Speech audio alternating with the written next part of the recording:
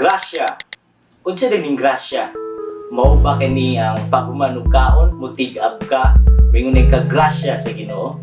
Or kani ba ang imong gidawat karon ug sa sunod wala na? Mao ba kaning grasya nga imong kaignon? Grace or grasya is unmerited favor.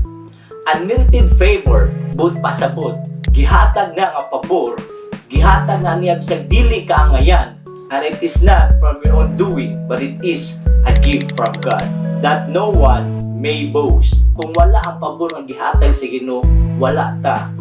A gift is given from God. He Himself was crucified para sa atong posisyon. Instead nga kita ang ilansang dito sa cross, pero Jesus Himself nagpakamatay siya diha para kanato, para maluwas ta.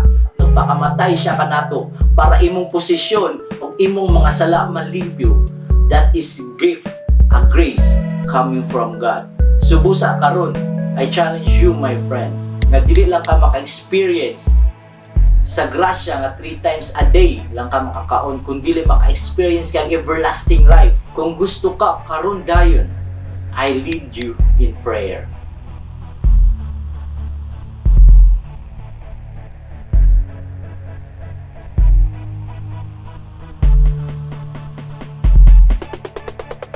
Ginoong Hesus, akong gipaubos ang akong kaugalingon.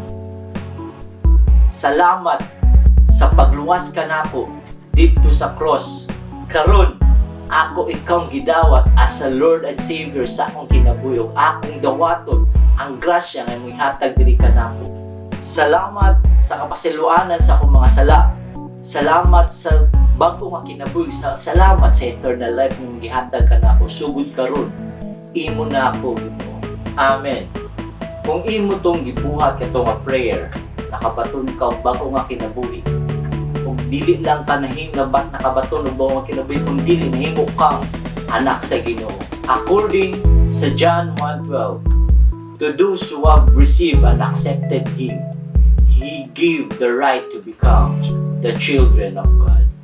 So karon, sa imong journey sa bago nga kinabuhi, kung dili na mapadayon, mawala ka. So willing me, mutabang diya kanimo.